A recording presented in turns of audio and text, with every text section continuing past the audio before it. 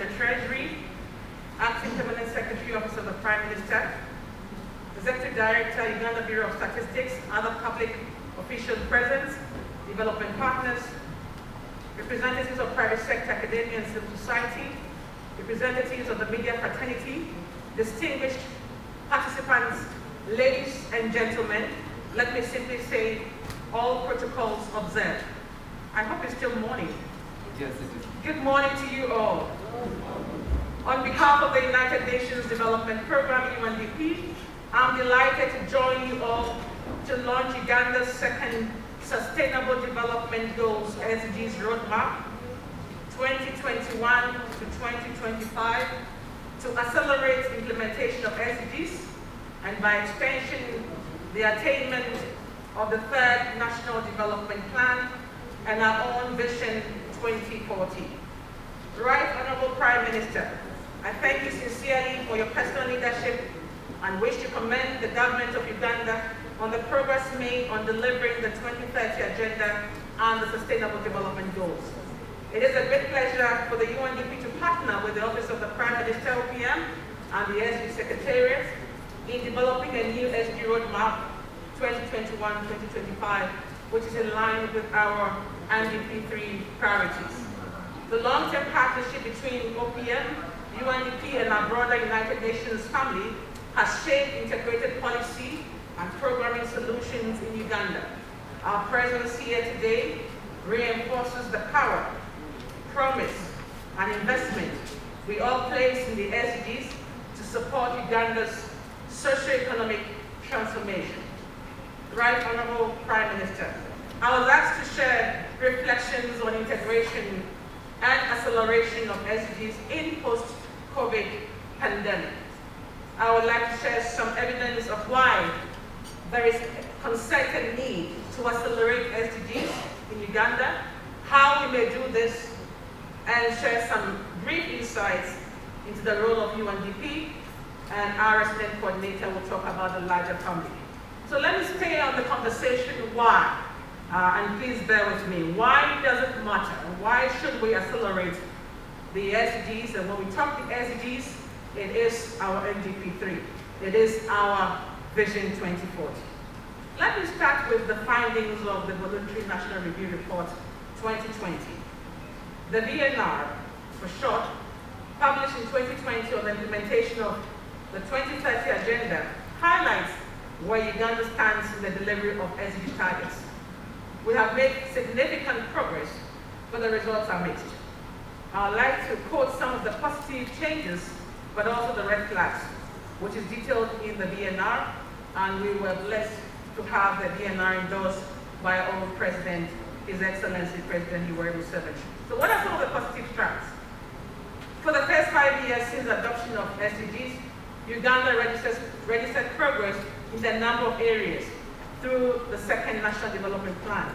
The size of the economy doubled from US $17.2 billion in financial year 2010 to 2011 to US $34.4 billion in nominal terms. We also saw an increase in our GDP, US 844 in financial year 2011-2012 to 878 US million in financial year 2018-2019. We also saw growth. I'm not going to go into all the statistics in the interest of time. We also saw growth in our total exports. We have seen, for example, that our total road network has doubled as well. We've seen increase in our generation of electricity capacity from 601 megawatts in 2010 to approximately 2,000 megawatts in 2020. So we are seeing significant progress on SDGs. But why do we have to accelerate? We have to accelerate because there is room for improvement. The Sdg Solutions Network ranks 52 African countries based on 97 indicators across all 17 goals. It places Uganda in the 18th place. Uganda's overall score, 54.88, compared to the regional average of 52.7. The score shows that Uganda is above the 50% mark towards achieving the SDGs. But there's more to be done. During the second NDP period, Uganda was on track on some of the SDGs, particularly on 13. Even with significant challenges met in the implementation of the second NDP, there was improvement in the scores of health, gender equality, decent work, economic growth, industry innovation, infrastructure, and partnerships. However, the improvement was still below the rate needed to achieve SDGs by 2030. For SDGs on poverty, hunger, education, clean water and sanitation, affordable and clean energy, sustainable cities, life on land, peace and justice, Uganda's performance was found to be stagnating, meaning the scores on relevant indicators remained stagnant or were increasing at a rate below 50% of the growth needed to achieve the SDGs by 2030. So, what is this telling us? The mixed findings on the SDG progress means that the remaining 10 years, in fact, I think we have 9 now, it's important and we need to be deliberate in our actions to accelerate the SDGs. Effective implementation of NDP3 will therefore be a critical success factor for SDGs in Uganda. So stay with me on the conversation. Why do we have to accelerate the SDG? Because our VNR tells us we've made fantastic progress, but the results are mixed. The second why is based on the findings that we have from our SDG institutional and policy gap analysis. This work was done in collaboration with the National Planning Authority. Now, the study assessed readiness to implement the SDGs across 2 areas: Uganda's policy environment through examination of a selection of 20 policy frameworks, including national planning documents, national policies, and the 5-year sector plans. The second thing that we assessed was Uganda's institutional environment by gathering primary and secondary data on the preparedness and selection of 12 government bodies. This study found that the government of Uganda, again, has made significant progress, but presents a mixed picture of readiness to implement the 2030 agenda in both its policy and institutional environment. Analysis particularly highlighted a need to focus on improving alignment of national development strategies with SDGs relevant targets, as well as alignment of policies and plans with a pledge to leave no one behind on its framework, addressing trade-offs between commitments to climate change and investments in oil and petroleum, for example. Common gaps were found in the policy frameworks examined. These included missing baseline indicators, and I'm glad our colleagues from UBOS are here, data for the indicator set, lack of specific budget allocations for policy commitments, and I'm glad our colleague from the Ministry of Finance is here. So again, great work that is being done, but a lot more to be done. The analysis also highlighted inconsistencies in budget alignment to plans. The analysis examined current budget allocations and revealed that while budget expenditure is well aligned to poverty reduction SDG 1, gender equality SDG 5, water and sanitation SDG 6, budget alignment is much lower on ensuring that economic growth was sustainable SDG 8, as well as on providing technologies to women and vulnerable groups to boost production and reduce inequalities. Thank you. SDG 10. Since existing national priorities and budget cycles are the channels through which the 2030 agenda is being localized in Uganda, there is need for enhanced budget alignment to national SDG priorities in the NDP3. The appointment of the Minister for General Duties in charge of SDGs in the Cabinet, in addition to launching the SDG Secretariat housed at OPM, has been positive steps on the part of government to strengthen strategic SDG efforts in the country. The third thing that I wanted to touch on very briefly is on why do we need to accelerate, and stay with me on that point, is because of the impact of COVID and importantly, the efforts we're going to put in to recover from the pandemic and to ensure resilience building as we move forward. Again, I'm preaching to the converted. We all know the impact of COVID, but I'm not going to go into all of that. We've seen the impact on the 190s, we've seen the impact on poverty, we've seen the impact on youth, we've seen the impact on education, we know all that. But let me briefly touch on work that was led by our resident coordinator and the country team that UNDP technically led, which is our findings on the United Nations socioeconomic impact.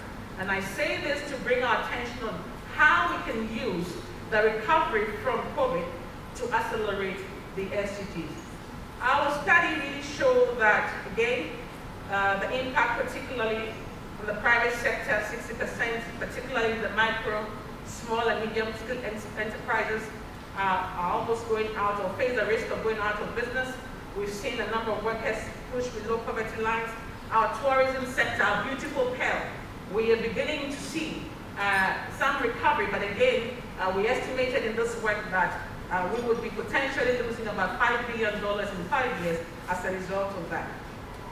Now, whilst COVID has had huge negative impacts, and again, I'm not going to go into the impacts, the crisis has presented important opportunities to the world, and especially countries in Africa and countries like ours.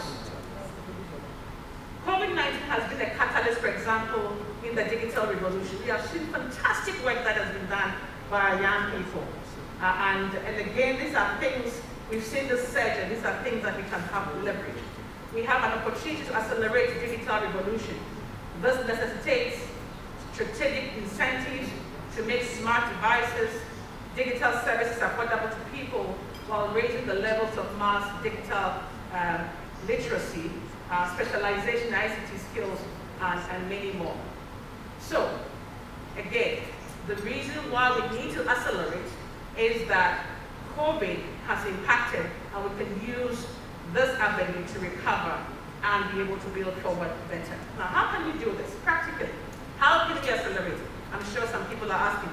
Now, there are a couple of things that I wanted to bring for our consideration. One of them is work that was done by UNDP, UNDP, United Nations Economic Commission for Africa, indeed our larger United Nations family, looking at how we can be able to look at medium to long-term support to UNDP3 and how we can accelerate the SDGs. There are three things that this work that we did together with government highlighted, that there are three areas for SDG acceleration, or there are three accelerators that we need to pay attention to. So let me mention these three accelerators.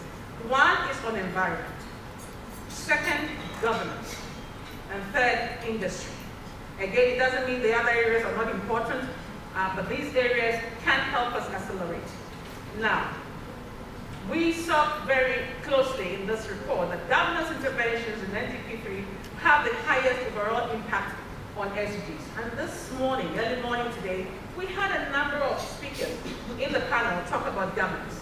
And when we talk governance, we are not talking about political governance or elections or anything. We are talking about issues that were raised here: local economic development, local government. We are also talking about accountability for resources and results. And I think our colleague from the Ministry of Finance talked about how do we deal with corruption, which is a very passionate appeal that the Right Honorable Prime Minister has been talking about. Public service delivery. These are all governance issues, governance of things, governance of our environment. And therefore, if we put governance as a central part of the business of SDGs, we can accelerate.